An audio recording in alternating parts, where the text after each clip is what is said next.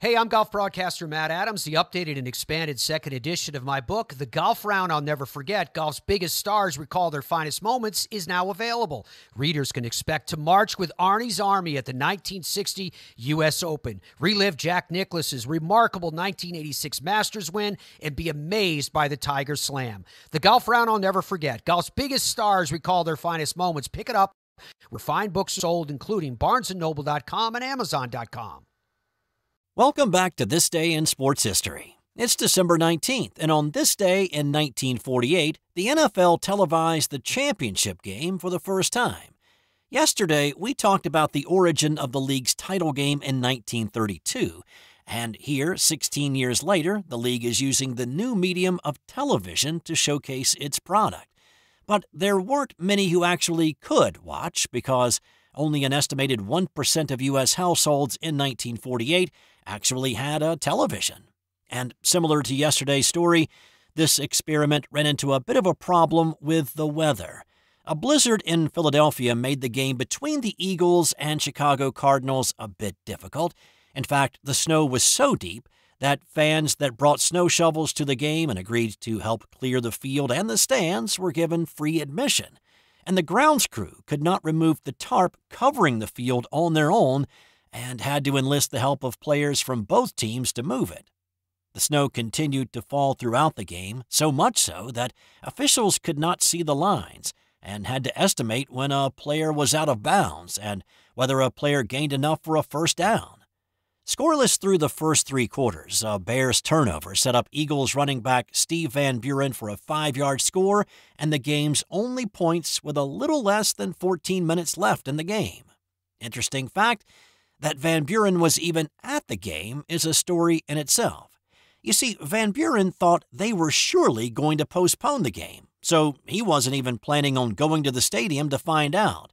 Eagles coach Greasy Neal actually called him and suggested it would be a good idea to make the trip, but Van Buren's car was stuck in the snow in his driveway. So he took a bus to the train station, took the L train to the subway to a drop-off 6 blocks from the stadium, and walked the rest of the way.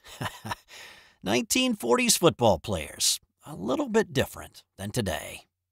Also on this day, in 2004, Hall of Famer Jerry Rice caught his 197th and final touchdown reception of his career. He is, of course, as we said earlier this month, the all-time leader in that category by a lot.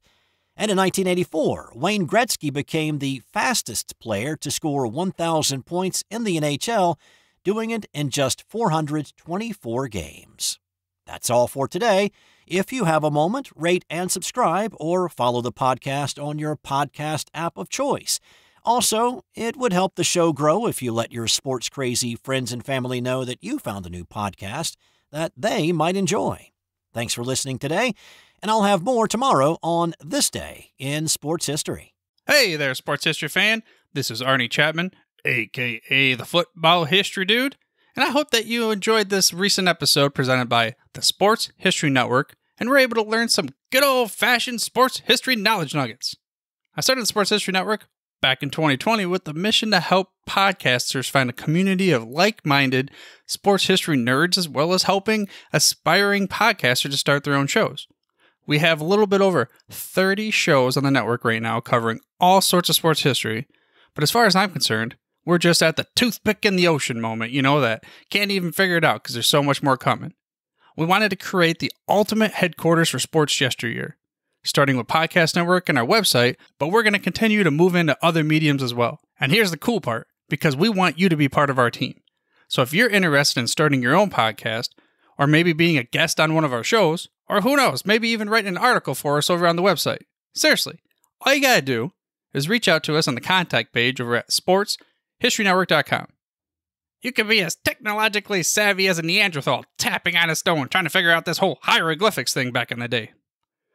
Again, it doesn't matter, because even if you don't understand the whole podcast space, we have a production team that can pretty much help you out with doing everything. All you gotta do, head over to sportshistorynetwork.com, head to the contact page, fill it out. That message goes right to me, and I'll reach out to you as soon as I can.